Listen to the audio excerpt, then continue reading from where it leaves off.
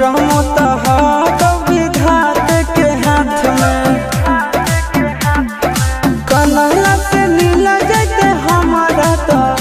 मंगल तियल कान के है याद सोना मंगल तियल कान के जोड़ी है बनावल भगवान के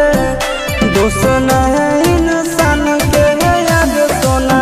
दोष न है भगवान के जोड़ी है बनावल भगवान के दोष न है इंसान के है याद सोना दोष न है इंसान के।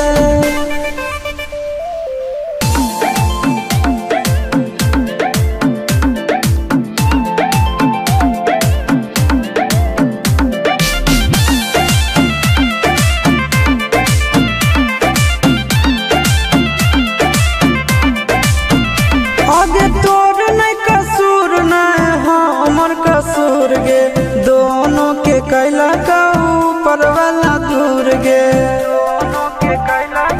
ये सोना आगे तोर नहीं